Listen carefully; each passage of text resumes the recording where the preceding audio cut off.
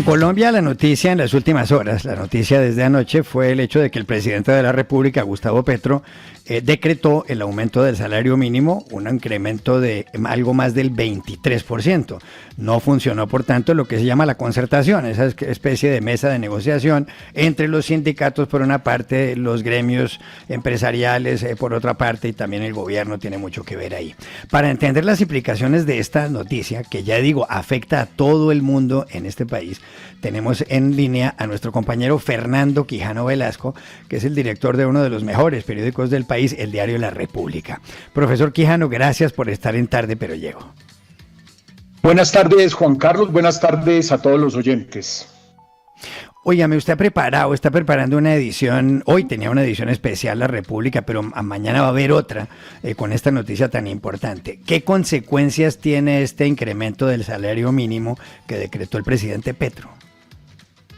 Mire, Juan Carlos, obviamente esta noticia, por supuesto, para las personas asalariadas no se puede encubrir que es una buena noticia, pero puede ser una buena noticia envenenada. ¿A qué me refiero con eso? Nadie puede estar ni disgustado ni aguar la fiesta de que los colombianos de un salario mínimo tenían una remuneración más o menos de 1.540.000 pesos que van a saltar a 1.750.000 más o menos, y que si se le suma el subsidio de conectividad o de transporte, esta va a ser una remuneración muy cercana, va a ser una remuneración ras con ras de 2 millones de pesos. Eso es una buena noticia y seguramente no se preocupa el gobierno por quienes van a pagar ese salario, porque ese salario no es de, no se genera solo, sino que hay unos empresarios que van a tener que pagar ese salario. Hasta ahí, pues la noticia es buena, pero empieza a ser agridulce cuando este 23% de incremento del salario mínimo se va a aplicar a las multas de tránsito, a varios servicios públicos, a muchas cosas de transporte, a algunos arrendamientos, y que obviamente esa cascada de costos de dinero y colegios y universidades pues seguramente van a absorber este incremento salarial, y que son cosas que apenas empiezan a desmenuzar y que realmente es una noticia agridulce y muy comprometida en lo que tiene que ver con las pensiones. Fernando, ¿significa esto que todos aquellos que están... Perdón, creo que tenemos, estaba preguntándole Eva, pero tenemos un problema con la comunicación con ella aquí en España, profesor Quijano. Pero Carlos Ibarra le tiene una pregunta. Sí, yo le escuchaba, profesor Quijano, con las buenas tardes, le escuchaba esta mañana dos temas que parecieran contradictorios frente a esta decisión o este aumento del 23,8%, más del 23% del salario mínimo por parte del gobierno nacional. Por un lado, había una especie de contradicción entre mientras hace algunos días declaran o decretan una emergencia económica porque no hay plata, pero al mismo tiempo se incrementa el salario mínimo al 23%, por encima del 23%, muy por encima de lo que pedían los sindicatos y las centrales obreras. Hay una contradicción ahí. ¿Y cómo se haría con el presupuesto que fue proyectado con un salario mínimo no tan alto? Mire, aquí hay varias cosas. La primera y más importante, la primera y más importante tiene que ver con que todos los modelos de negocios de las personas que tienen un empleado a su cargo tienen que rehacerse en cuestión de una semana, porque realmente lo que hizo el gobierno de subirlo al 23 no estaba previsto y no estaba considerado en ningún escenario. Punto uno. Y hay una bipolaridad económica en el gobierno, y es que por un lado decreta emergencia económica y por el otro sube el salario al 23%. Es como si usted llega a la casa con la noticia de que lo echaron del trabajo, de que tiene muchas deudas, de que está quebrado, y simplemente se van al cajero y hacen un avance con tarjeta de crédito de 2 millones, 3 millones de pesos. Es decir, no tiene mucha coherencia lo que dice el gobierno. Estoy en crisis, estoy en emergencia económica y voy a subir el salario mínimo un 23%. ¿Por qué razón, Juan Carlos, que es muy importante? El costo de este incremento en materia pensional ya se estima que pueden ser 16 billones de pesos. ¿Qué quiere decir eso? Colpensiones tiene que pagar unas pensiones que antes eran 1.500.000, ahora serán 1.750.000. Pero ojo a este dato, que todavía los analistas y los especialistas y los opinadores no lo han visto, y es el siguiente: en Colombia, y Eva, a esto hay que le tiene que poner cuidado porque por ahí puede haber algo interesante. La pensión más alta en Colombia se cotiza sobre 25 salarios mínimos. Es decir, una persona que hoy gana alrededor de 35 millones de pesos, ese es el máximo que puede cotizar, y eso es una cotización más o menos de unos 6 millones y medio de pesos mensuales para usted obtener la máxima pensión en Colombia. El gobierno, al haber decretado una alza del 23%, eso hace que la pensión mínima a cotizar son 43 millones de pesos, poco más, 43.600.000 pesos más o menos. Esa será la pensión máxima a cotizar. Quiere decir que en Colombia todas las pensiones de Colpensiones son subsidiadas, pero esas megapensiones van a ser más subsidiadas. Quiere decir que cuando le vayan a liquidar esa pensión a las personas, lo van a hacer sobre los ingresos y sobre esa cotización de 43 millones de pesos. Quiere decir que se van a explotar ese tipo de pensiones, y cuando nosotros, digamos, denunciábamos las megapensiones, ahora el gobierno le ha abierto la puerta a unas megapensiones que van a, digamos, a hacerse realidad el próximo año. Las mujeres que estén cercanas a los 57 años, los hombres que pasan los 62 años y que van a pensionarse el próximo año, y si han cotizado al máximo de la pensión, verdaderamente se están ganando el baloto. Estos son de esos costos ocultos que el gobierno no tuvo en cuenta. Ahora me van a decir es que personas con esas condiciones salariales son pocas, pero es que es una gran cantidad de plata. Yo le calculo que más o menos el próximo año, Juan, son más o menos un 500.000 de personas en Colombia, cumplen 57 años las mujeres y 62 los hombres, o sea, los nacidos en el 64 y las nacidas en el 69.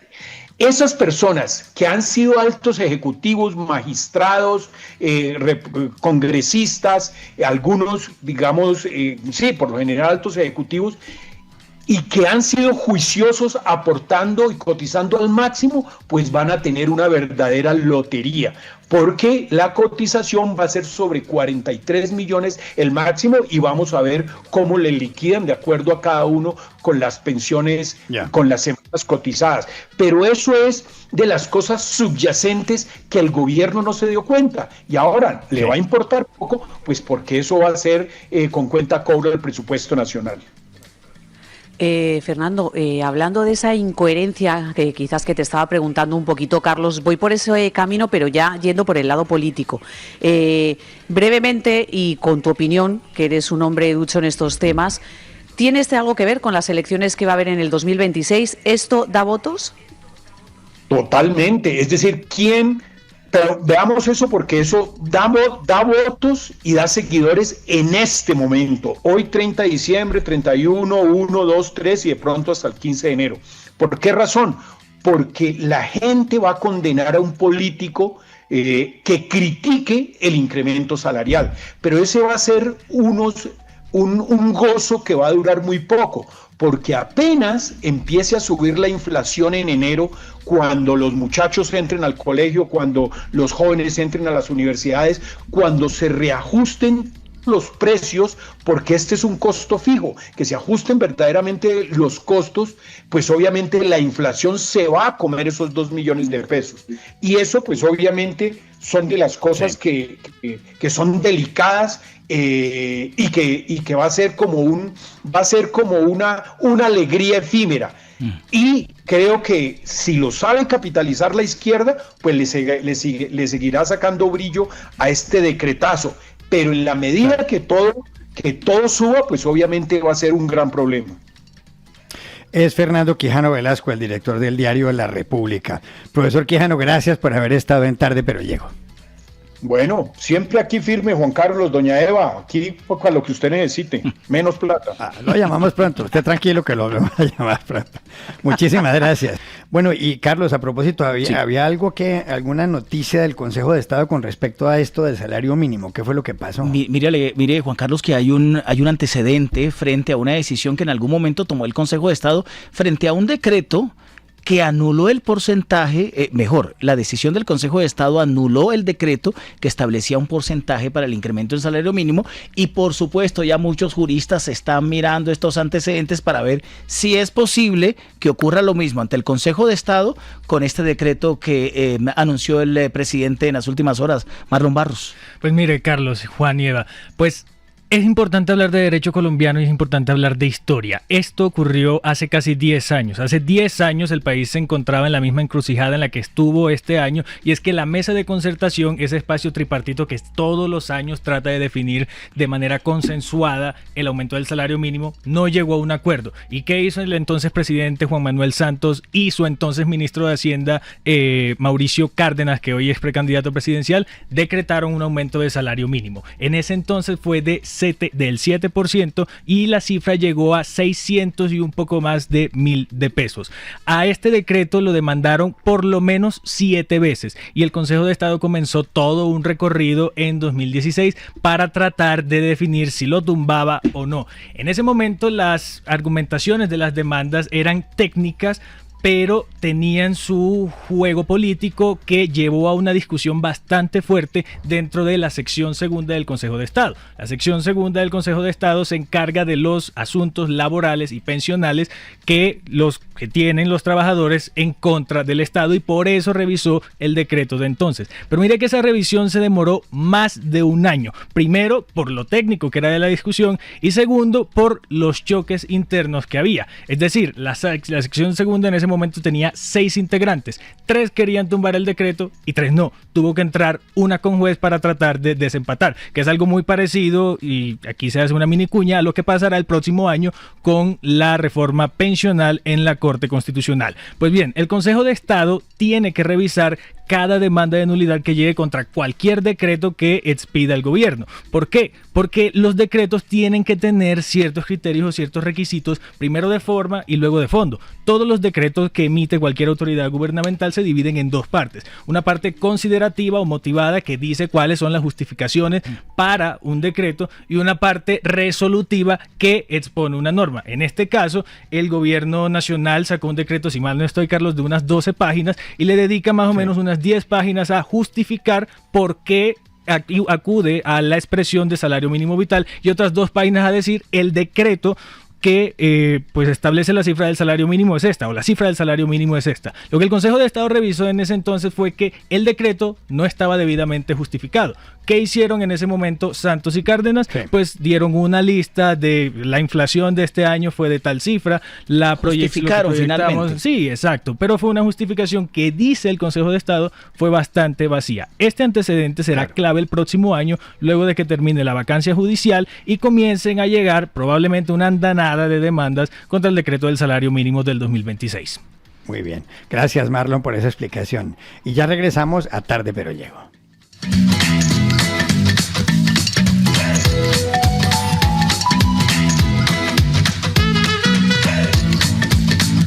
Tarde pero Llego. Felicidad es todo aquello que se brinda sin reservas. Una flor, un beso, la ternura del amor. La Navidad es todo aquello que nos hace recordar que la vida es bella, que diciembre es amor. Navidad. En esta Navidad, Café Águila Roja te acompaña con cariño. En Navidad, la prevención es fundamental. El Plan Navidad Segura promueve el autocuidado y fortalece la presencia institucional en las zonas comerciales de la ciudad. Porque la prevención también es seguridad. Con seguridad, Bucaramanga avanza. Alcaldía de Bucaramanga.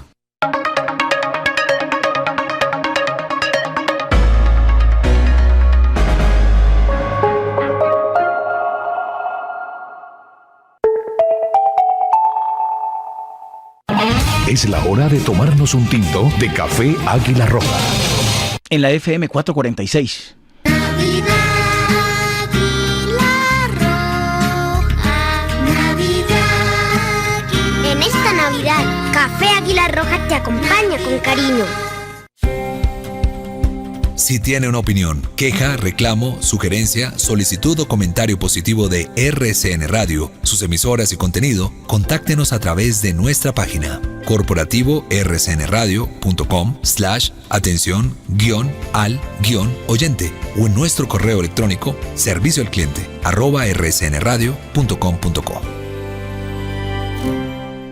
Tarde, pero llegó. 4:46 minutos, 4:47 ya. Bueno, en Santa Marta por estos días está lleno de turistas, están llegando muchas personas, no solamente para la fiesta de Navidad, que fue la semana pasada, sino para la que se acerca de Año Nuevo. Pero hay dos hechos que están marcando la agenda informativa en este instante. Por un lado, un caso de inseguridad que ha generado alerta entre la comunidad y los visitantes, en el caso de 2 extranjeros que resultaron heridos. Y por otro lado, una iniciativa solidaria que lleva esperanza en medio de la temporada de Navidad y de fin de año. Ahí en Santa Marta nos cuenta sobre estos casos Angie Cueto. Hola, ¿qué tal, compañeros? Yo lo recibo desde Santa Marta. La noticia más importante en la ciudad tiene que ver con una pareja de turistas de nacionalidad alemana que resultó herida en una de sus extremidades tras ser atacados con arma blanca durante un atraco ocurrido en la vía de acceso a Taganga, uno de los corredores turísticos más transitados de Santa Marta, especialmente en la actual temporada de vacaciones. De acuerdo con las autoridades, las víctimas caminaban desde el centro histórico hacia Taganga cuando fueron interceptadas por delincuentes que tras un forcejeo lograron despojarlos de sus pertenencias. Durante el asalto, los extranjeros sufrieron heridas en los brazos, por lo que fueron trasladados al centro de salud de Taganga, donde recibieron atención médica y se descartaron lesiones de gravedad.